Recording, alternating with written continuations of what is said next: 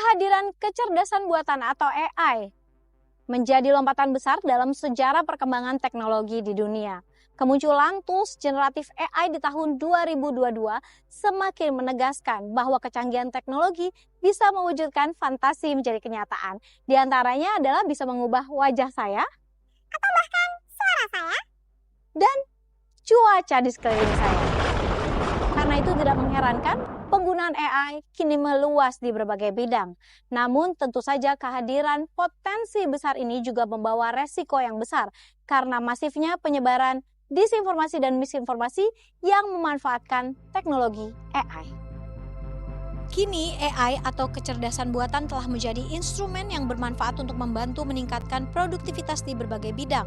Namun di sisi lain, tanggung jawab penggunaan AI juga menjadi isu penting, mengingat besarnya dampak negatif yang bisa ditimbulkan jika AI digunakan untuk menghasilkan konteks palsu seperti video deepfake atau suara palsu. Media sosial pun memperbesar peluang bagi pelaku kejahatan untuk menyebarkan disinformasi yang dibuat menggunakan AI. Peluang penyebarannya cepat dan bisa menjangkau banyak orang. Pakar AI dari Institut Teknologi Bandung, Ayu Purwaryanti mengatakan, penggunaan AI yang salah dapat menimbulkan bahaya seperti merusak reputasi dan menyesatkan masyarakat. Dan hal ini tidak hanya terjadi di Indonesia, tetapi juga di seluruh dunia. Dan ini jadi problem karena kejadian ini bukan hanya di Indonesia. Bahkan kalau di Korea itu ada salah satu kejadian ketika seorang anak laki-laki yang dia mendiskreditkan teman perempuan di sekelasnya dengan mengenerate video yang tidak senonoh dengan informasi orangnya itu yang siap mukanya itu dipakai muka temennya ini gitu loh. Nah ini kan jadi berbahaya gitu. Nah PR di sini adalah masalah penegakan hukumnya sebenarnya kaitannya seperti itu. Karena kalau kita menahan teknologi AI ini sudah sangat sulit. Riset yang dilakukan oleh sejumlah akademisi dari Universitas Multimedia Nusantara sepanjang 2024 menemukan fakta bahwa disinformasi sangat marak. Fenomena ini terus berkembang. Salah satu wujudnya adalah teks dan gambar yang dimanipulasi dengan teknologi AI, sehingga masyarakat sulit membedakan hoax dan informasi yang benar. Nah, saat kita menyentuh isu nasional ini, memang ada beberapa fenomena itu, katakanlah ada manipulasi video dan macam-macam, memang sudah memanfaatkan AI untuk itu. Tapi kalau secara persentase memang syukurnya belum terlalu banyak. Kelompok yang paling terdampak adalah mereka yang cenderung sehari-hari itu banyak menggunakan gadget, tapi dari segi edukasi memang mereka belum terlalu mendapatkan banyak pendidikan soal seharusnya bagaimana sih kita berperilaku di media sosial. Konten-konten tadi juga semakin sulit dibedakan bahwa ini hoax yang memang berbasis AI atau sebenarnya hoax yang sifatnya tradisional. Nah, jadi sebenarnya kita belum punya data yang cukup konkret kalau bicara hoax yang berbasis AI ini sudah menyebar kemana saja. Tapi memang situasi di lapangan sayangnya mitigasi soal ini masih cukup rendah. Jumlah data peredaran konten hoax di Indonesia pada tahun 2024 memang belum dirilis secara resmi oleh pemerintah. Namun jika merujuk pada data penanganan konten hoax yang dikeluarkan oleh Kominfo, kini Komdigi, pada tahun 2023 terdapat 1.615 konten hoax yang beredar di platform digital.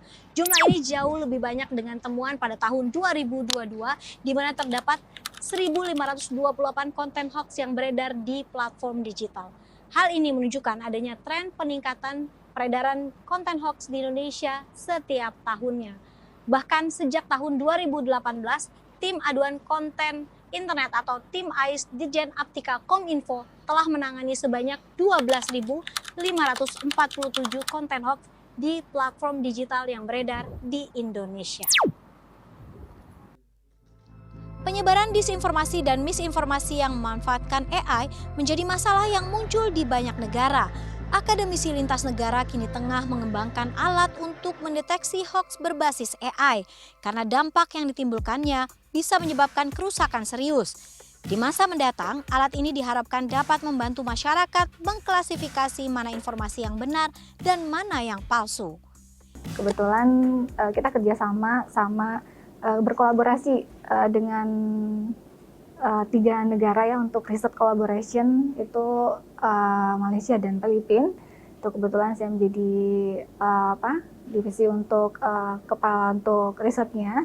Itu kita melakukan detection untuk bahasa yang sekarang dikerjakan ya, itu deteksi hoax berbahasa Indonesia, Malaysia ya, dan Inggris gitu. Nah untuk seberapa penting, sangat penting karena bisa sampai ke macam-macam bentuk kejahatan ya, karena memang ini di bawah ranah cyber security. Jadi ada dalam bentuk misalnya penyebaran hoax yang kita menyebarkan hoax yang tidak benar tentang orang lain, bisa menyebabkan kematian, bisa menyebabkan juga merusak nama baik orang lain, perusahaan ya, seperti itu. Jadi pengguna sangat banyak, kalau mereka betul-betul memakan informasi itu 100%, itu akan mengakibatkan merusak ataupun nama baik sama kepercayaan orang gitu ya. Itu bisa betul-betul bisa dalam hitungan detik itu bisa langsung hilang gitu. Industri 4.0 yang tak terhindarkan. Namun, kemampuan untuk mengelola resiko yang ditimbulkan menjadi sebuah kewajiban yang harus dipenuhi. Memahami teknologi AI menjadi langkah pertama dalam memastikan pemanfaatan AI dengan bijak, tanpa terjebak dalam disinformasi dan misinformasi yang memanfaatkan AI.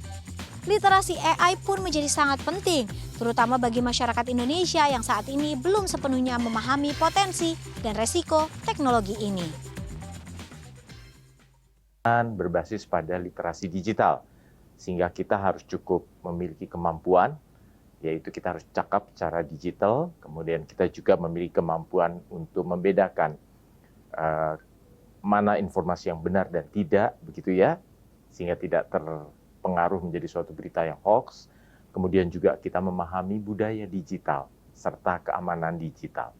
Tentu kami banyak berkolaborasi dengan para pemilik platform besar untuk sosial media, seperti kita ada bekerja sama dengan Meta Group, di situ ada Facebook, bahkan WhatsApp sebagai salah satu platform komunikasi yang paling banyak digunakan.